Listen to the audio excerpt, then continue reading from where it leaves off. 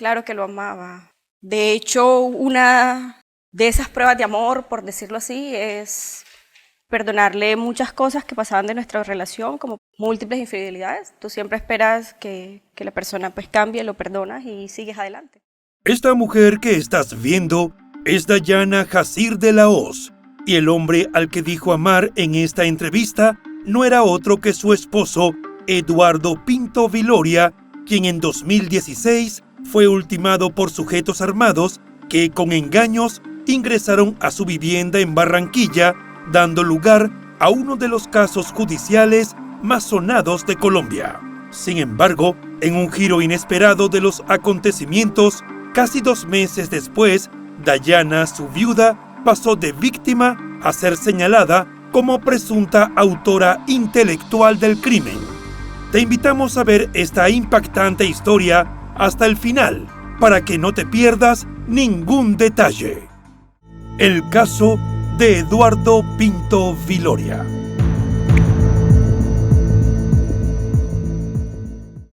Los criminólogos dicen que no existe el crimen perfecto.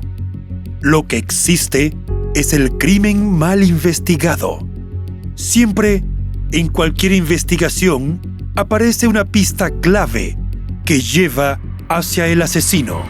Encontrémosla juntos, repasando este caso abierto. Hola a todos, mi nombre es León, y en cada video repasaremos todos los detalles de los más terribles casos criminales. Antes de empezar, no te olvides de suscribirte y dejar tu me gusta para que puedas seguir trayéndote el mejor contenido de investigación. Recuerda también activar la campanita, ya que estaré subiendo videos 3 veces a la semana. Empecemos. Si eres fan de los casos criminales y la investigación policial, te sugiero que compres el libro En el laberinto de sombra, ya disponible en la versión de tapa blanda e ebook en Amazon. Encontrarás el enlace en la descripción de este video y en un mensaje fijado. Eduardo Enrique Pinto Viloria nació el 5 de noviembre de 1981 en el municipio de Albania, ubicado en el departamento colombiano de La Guajira. Fue el 4º hijo de los 6 que tuvo el matrimonio formado por Eduardo Pinto Aragón y Rebeca Viloria Ustari. La infancia de Eduardo transcurrió sin contratiempos, siempre rodeado del amor de los suyos. Su familia, muy querida y respetada en la zona, sufrió un duro revés cuando mucho después, mientras el joven se graduaba de bachillerato, su padre falleció durante un ataque perpetrado por las Fuerzas Armadas Revolucionarias de Colombia. El hecho obligó a Eduardo y los suyos a desplazarse a Maicao.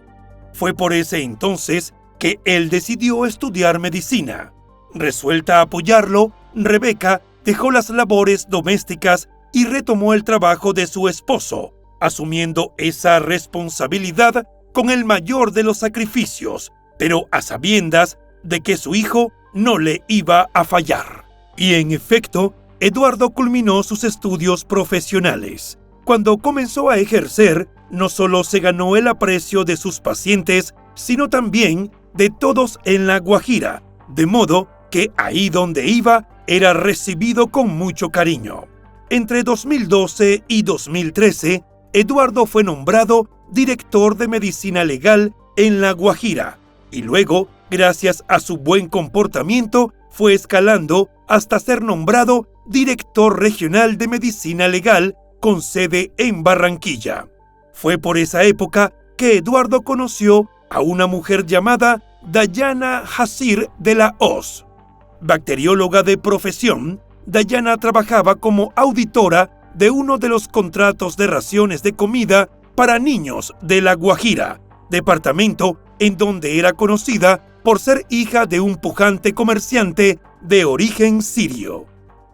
El romance entre ambos surgió de inmediato. Sin embargo, al enterarse de la relación, Rebeca asumió que se trataba de un amor efímero de Eduardo como tantos otros que le conoció. En realidad, lejos de soñar con que su hijo se casara y le diera nietos, ella solo quería que él siguiera estudiando, que se especializara. De hecho, tal y como confesó a posteriori, Rebeca estaba convencida de que casarse era truncar sus planes y los de ella. Pero lo cierto fue que Diana y Eduardo contrajeron matrimonio el 26 de julio de 2008 y posteriormente tuvieron un hijo.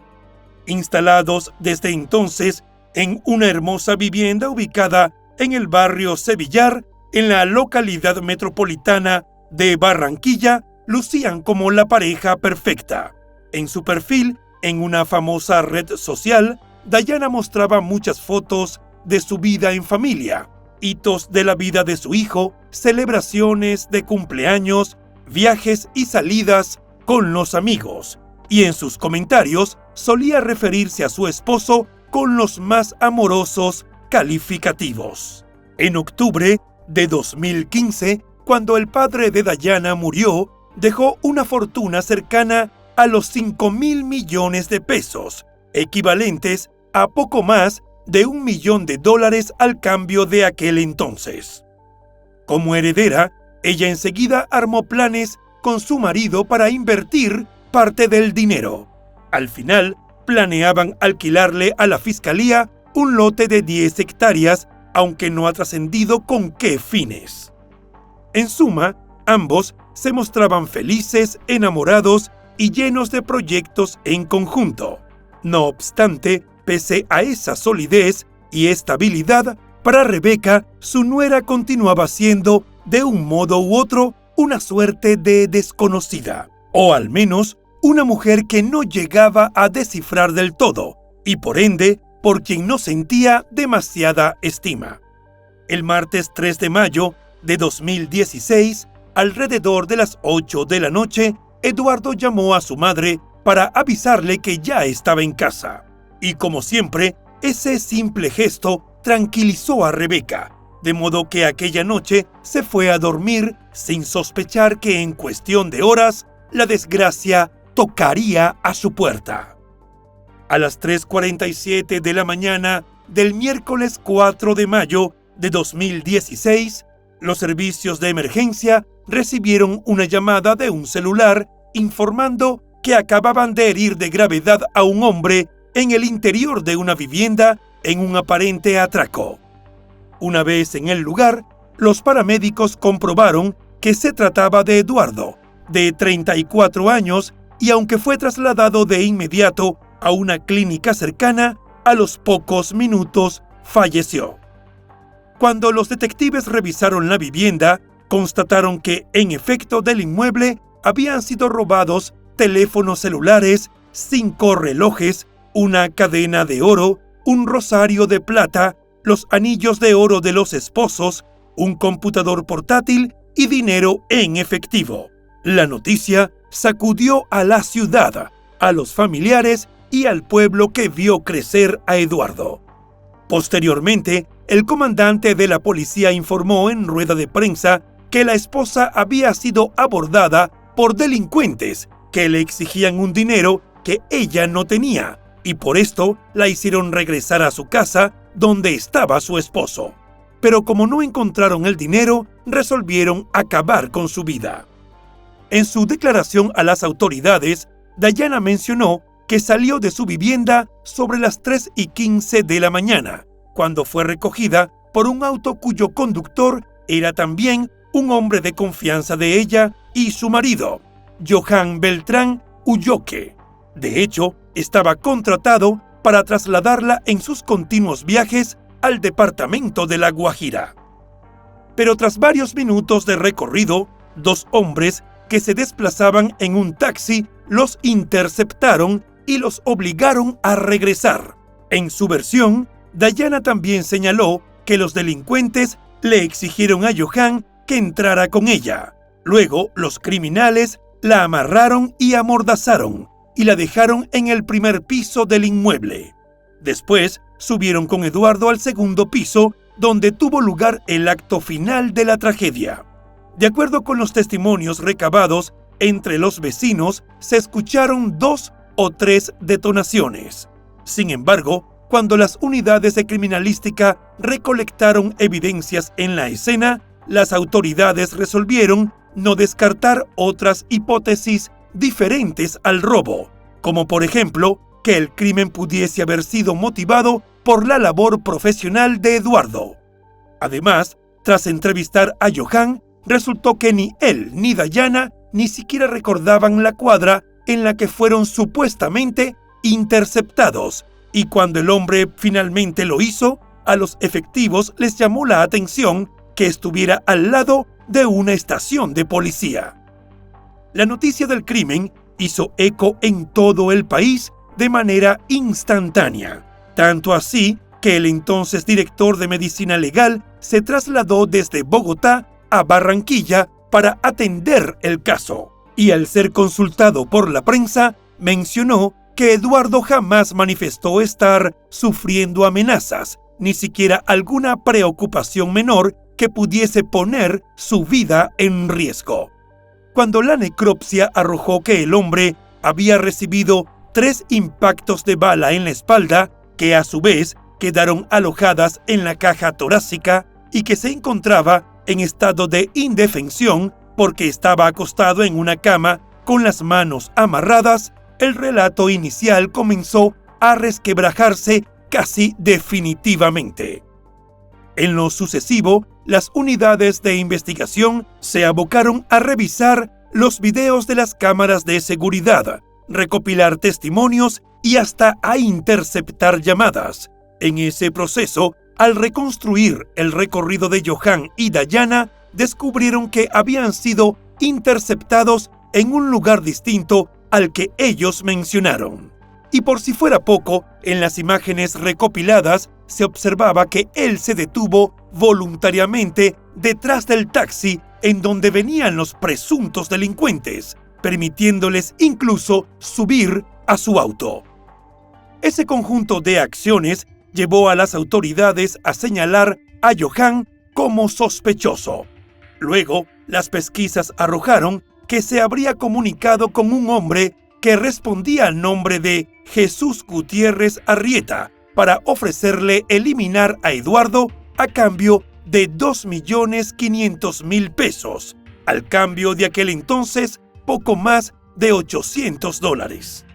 Aunque Jesús le pidió más, al final Johan terminó pagándole apenas un monto por encima de la oferta inicial. A su vez, para llevar a cabo la misión, Jesús habría acudido a los favores de otros 2 individuos, Miguel Ángel González Reales y Alberto Mario Cabrera Barrios. Como resultado, se emitieron órdenes de captura contra los 4 por los delitos de homicidio agravado, hurto calificado agravado, porte ilegal de armas de fuego y concierto para delinquir. Pero dado que se encontraban en paradero desconocido, las autoridades también ofrecieron una recompensa por 40 millones de pesos o $13.000 para cualquiera que ofreciera información que permitiera ubicarlos. Después de que el cuerpo de Eduardo fuese trasladado a su pueblo natal y recibiera sepultura, Dayana convivió con su familia política por 11 días. En ese tiempo, tanto Rebeca como los demás miembros de la familia la vieron llorar y acompañarlos en el duelo. Unos días más tarde, ya a punto de emprender el regreso a Barranquilla, Dayana publicó en su perfil, en una famosa red social, varias fotos de Eduardo. Luego, cuando decenas de personas compartieron su pésame de manera pública y le dieron frases de aliento, ella les respondió con 2 comentarios que daban cuenta del difícil momento que se encontraba atravesando. En palabras textuales, dijo que no podía más con el dolor de la pérdida y que sentía un vacío inmenso. Entretanto, durante la madrugada del jueves 23 de junio y tras varios operativos llevados a cabo por la policía, fueron capturados Johan, Jesús y Miguel. Alberto, en cambio, logró darse a la fuga, y aunque unas horas después este último intentó entregarse a la fiscalía para comparecer ante la justicia, se arrepintió y volvió a huir. A raíz de ello, el comandante de la policía anunció que se entregaría una recompensa de hasta 5 millones de pesos o $1,600 a quien diese información para dar con su captura. En cuanto a Johann, Jesús y Miguel, comparecieron ante un juez que supervisó sus derechos. En esta audiencia se les informó de los cargos en su contra y los tres reconocieron su participación en el delito. Así las cosas, tal parecía que el crimen se acercaba a su resolución definitiva. Sin embargo, nada más lejos de la realidad. Pocos días después, el caso cobró una dimensión insospechada y totalmente sorpresiva que desencadenó la indignación colectiva.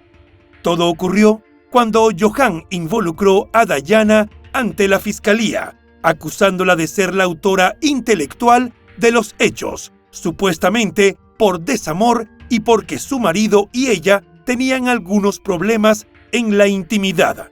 Y por si fuera poco, reveló que él y Dayana habían mantenido durante un año una relación sentimental a espaldas, por supuesto, de sus respectivas parejas. En su detalle testimonio, el hombre mencionó que fue testigo de cómo Jesús hasta le preguntó a la mujer cuál era la mejor ruta a tomar para interceptarlos. Luego, ya cerca del inmueble y sin mostrar ningún tipo de inconformidad, ella incluso le habría consultado a todos si estaban seguros de poder llevar adelante el plan. Según Johann, le respondieron al unísono que no tenía de qué preocuparse. A partir del explosivo testimonio, Dayana fue considerada por las autoridades como coautora de los delitos de concierto para delinquir y homicidio agravado, y posteriormente un juez ordenó su captura. Muy poco después, Jesús le dijo a la fiscalía que se sorprendió por la frialdad con la que la mujer organizó las cosas. Fue así que muy temprano en la mañana del lunes 28 de junio de 2016 se presentaron agentes a las afueras de la sala del Centro de Servicios Judiciales donde se iba a llevar a cabo la tercera de las audiencias contra los tres hombres. Entonces, llevando consigo la respectiva orden y ante el desconcierto de propios y extraños, los uniformados le informaron a Dayana que estaba detenida, que tenía derecho a guardar silencio y que todo lo que dijera podía ser usado en su contra. Ante esta situación, la indignación de la ciudadanía no se hizo esperar y comenzó el rechazo hacia ella por medio de las redes sociales. Todo esto fue en aumento cuando el juez le dictó medida de aseguramiento preventiva en un centro de rehabilitación para mujeres. Según trascendió, durante el primer testimonio que entregó Dayana ante la fiscalía, dijo que Johann estaba demente y que quiso eliminar a su esposo para quedarse con ella. Unas horas más tarde, cuando se llevó a cabo la audiencia de legalización de captura, el revuelo en los estrados judiciales fue significativo. A la llegada de Dayana, que fue escoltada por la policía, decenas de personas que se aglomeraron en los alrededores comenzaron a gritarle insultos, pero muy pocos pudieron ingresar porque, por decisión del juez, la audiencia se desarrolló en privado, por lo que se le negó el acceso a la prensa local y nacional. Mientras tanto, en la sala donde se celebraba la audiencia, Dayana no aceptó los cargos que se le imputaban. A su salida, la situación fue tal que debió ser escoltada por miembros del escuadrón móvil antidisturbios. Como era de esperarse, todas estas revelaciones destrozaron a Rebeca. Reflexionando sobre cómo había sido capaz de mantener las apariencias frente a toda la familia, la madre comentó a distintos medios de comunicación que durante los días que compartieron, Dayana no mostró ni un asomo de arrepentimiento. En aquel punto, Rebeca estaba convencida de que la estadía de su nuera no había sido más que una estrategia para ahuyentar cualquier posible sospecha en su contra, tal y como dijo, con el único objetivo de llevarse consigo la certeza de que fue un crimen perfecto. Al día siguiente, además de ratificar sus dichos en contra de ella, Johan declaró ante la fiscalía que Dayana le había prometido un auto nuevo para no recibir humillaciones por el que tenía. Asimismo, señaló que ella le había comentado sobre la existencia de un seguro de vida de Eduardo, pero que no le dio mayores detalles al respecto. Otro detalle que reveló fue que, para evitar ser descubiertos, él le compró a ella un celular. Sobre la negociación para llevar a cabo el plan, Johan expuso que el primer pago realizado a la banda delincuencial fue de $1.500.000 pesos, equivalentes a casi $500, el cual había sido retirado a través de un cajero automático de la cuenta bancaria de Dayana. Al término de la audiencia, el juez recalcó que el motivo del crimen fue un tema pasional, lo que pareció confirmarse cuando, al rendir declaraciones, Johan aseguró que tras ser capturado no quería involucrar en nada a Dayana, porque ella le prometió que cuando cobrara el seguro de vida de su esposo, vendería la casa, los autos, le pondría un abogado penalista para que lo sacara de la cárcel y al final se irían a vivir juntos con el resto del dinero. Desde ese momento, mientras Johan le pedía disculpas a la familia diciendo que había sido manipulado y Dayana insistía en declarar que él estaba obsesionado con ella, lo que finalmente los condujo a cortar del todo con su relación, los familiares de Eduardo empezaron una intensa labor para exigir justicia en su nombre. En paralelo, tratando de comprender la intrincada y sórdida trama, los medios de comunicación se hacían eco de cada nuevo detalle que iba surgiendo en la investigación, como el hecho de que durante todo ese tiempo que duró la aventura, Dayana mantuvo una cuenta paralela a su perfil en redes sociales, donde se hacía llamar por otro nombre y subía fotos íntimas con Johan. En ese contexto, un renombrado psicólogo que siguió el caso comentó que lo que más le llamaba la atención de la mujer era su extraordinaria capacidad de encantar o seducir. Ejemplo perfecto de ello, a juicio del especialista, fue el hecho de que pudiera mantener a ambos hombres contentos, pero también que Eduardo jamás llegara a sospechar de la traición. En la misma línea, el psicólogo sostuvo que una vez capturados y comprometidos por la cantidad de pruebas en su contra, el vínculo entre Johan y ella se rompió, haciendo que cada uno comenzara a inculpar al otro de ser el incitador del crimen. De acuerdo con el psicólogo, aquel era un indicio claro de que su relación no estaba construida sobre la base de la honestidad, de valores y de afectos, sino por el contrario, que los habían unido intereses menos nobles como los beneficios económicos que esperaban conquistar al eliminar a Eduardo del camino. Después de una nueva audiencia de Dayana, Enrique, entre sollozos, pidió perdón públicamente a la familia de Eduardo. Hablándole directamente a Rebeca, le suplicó que comprendiera, pese a su dolor, que ellos no tenían culpa de nada y que esperaba que su hijo recibiera el castigo que se merecía. En los días siguientes, un importante medio de alcance nacional expuso detalles exclusivos de la investigación que arrojaron datos claves sobre el desarrollo de los hechos. Uno de estos fue un mensaje de texto que Dayana le envió a Johan y que contenía el número de Jesús. También fueron claves 12 grabaciones de conversaciones telefónicas en las que se escuchaba a la banda mientras planificaban el crimen, mencionando detalles como la descripción de la casa del matrimonio. Es una casa de rejas blanca, mano derecha. Bueno, llámale, dile que ya estoy aquí. De todas maneras, dile el número de la placa del carro. ¿Viste?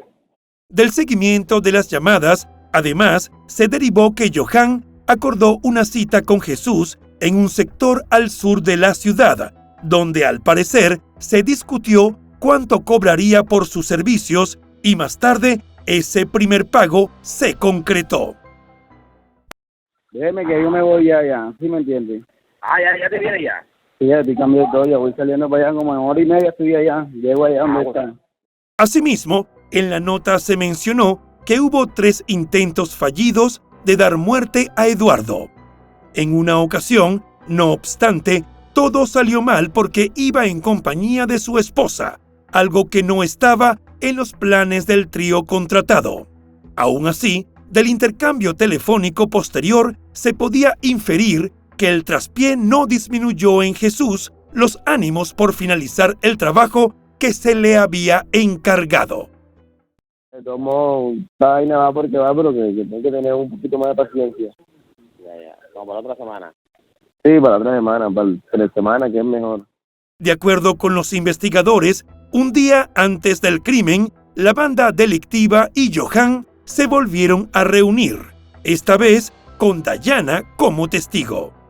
Lo planeado era que Eduardo fuera atacado en la entrada de su casa cuando saliera a despedir a su esposa, pero cuando resultó que el auto que contrataron se pinchó de improviso en el camino, la demora truncó las cosas.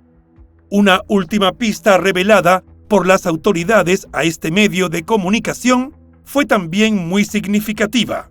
Se trató de un mensaje en el que Johan le decía a Dayana que la amaba y que no se imaginaba lo que era capaz de hacer por ella. Incluso le expresó que quería que tuvieran un hijo juntos. Esta conversación fue descubierta por la esposa de Johan y fue al final lo que provocó la separación de la pareja. Tras intensos operativos de búsqueda, en septiembre de ese mismo año, Alberto también fue capturado mientras viajaba en un autobús dentro de Barranquilla. Luego fue presentado en el Centro de Servicios Judiciales. 2 meses después, la Fiscalía finalmente acusó a Dayana del homicidio en circunstancias de agravación y mayor punibilidad en concurso con fabricación, tráfico, porte o tenencia de armas de fuego, accesorios, partes o municiones agravado y hurto calificado en circunstancias de agravación punitiva. Ese mismo mes, Alberto Mario Cabrera Barrios fue el primer condenado y se le impuso una pena de 17 años y 6 meses de prisión tras llegar a un preacuerdo con la Fiscalía. Poco después, tras llegar también a un acuerdo con la Fiscalía, Johan Beltrán Ulloque, Jesús Gutiérrez Arrieta y Miguel Ángel González fueron sentenciados a una pena de 19 años de prisión cada uno. A principios de 2019, tras recobrar su libertad por vencimiento de términos, Dayana accedió a dar una entrevista exclusiva para un reconocido portal de noticias nacional. En principio, agradeció a Dios y mencionó que contaba con el apoyo de toda su familia, quienes la recibieron con los brazos abiertos, especialmente su madre, pues nunca dudaron de su inocencia. Bueno, mi mamá muy feliz, de rodillas. Me recibieron todos en oración, dándole la gloria a Él, todas mis hermanas y todos. Mi mamá súper feliz, siempre mis hermanas y mi familia apoyándome en todo. Al ser consultada sobre la naturaleza de su vínculo con Johan, respondió que, si bien ambos sostuvieron una relación un poco más allá de lo laboral, esta solo duró un corto tiempo y jamás alteró la estabilidad de su matrimonio. Sostuvimos una relación un poco más allá de lo laboral por un corto tiempo, pero nada que realmente pudiera alterar pues mi estabilidad en mi matrimonio. Y en un momento del intercambio, Dayana aseguró que no entendía cómo había terminado implicada en los sucesos, definiéndose incluso como una víctima más en la triste noticia. Aunque el juicio oral en su contra comenzó unas semanas después, el mismo se alargó mucho más de lo previsto y en el proceso no faltaron las ocasiones en que Rebeca mostró su indignación por lo que consideraba una serie de irrespetos hacia ella y el resto de su familia. Todo ello mientras Dayana le daba la espalda y permanecía imperturbable en silencio. Algún tiempo después, para sorpresa de quienes seguían de cerca el caso, pero sobre todo para Rebeca y los suyos, Johan cambió su versión indicando que la idea de quitarle la vida a Eduardo fue de él, desligando así a Dayana de los hechos. Como resultado, el viernes 8 de noviembre de 2024, el juzgado emitió un fallo absolutorio a favor de Dayana Jassir de la Hoz, argumentando su decisión en que las pruebas presentadas no fueron suficientes para demostrar su implicación en el crimen de Eduardo Pinto Viloria. Apenas pronunciadas estas palabras, los allegados de la mujer que estaban presentes en la sala estallaron en aplausos. Además, se mencionó que Eduardo había estado enfrentando presiones laborales antes de su deceso y que hubo confusiones sobre la naturaleza del crimen a través de rumores en los medios. Minutos después, familiares y allegados de Eduardo expresaron su rechazo a la decisión, generándose enfrentamientos contra quienes acompañaron a Dayana en la audiencia. En cuanto a la defensa, expresó satisfacción con la medida. Por su parte, la Fiscalía presentó una apelación argumentando que la jueza no valoró adecuadamente las pruebas y testimonios exhibidos a lo largo del proceso. En ese sentido, enfatizó que el cambio en la versión de Johan podría haber obedecido a amenazas, sobornos o miedo, lo que sin dudas afectaba la justicia. Como resultado, el proceso judicial en contra de Dayana sigue activo, lo que significa que el caso será revisado por un tribunal superior. Ahora que conoces todos los datos, ¿qué piensas? ¿Crees que se hará justicia en este trágico y demoledor caso? ¿O por el contrario, consideras que el sistema judicial finalmente no funcionará como debería? Escríbenos en los comentarios.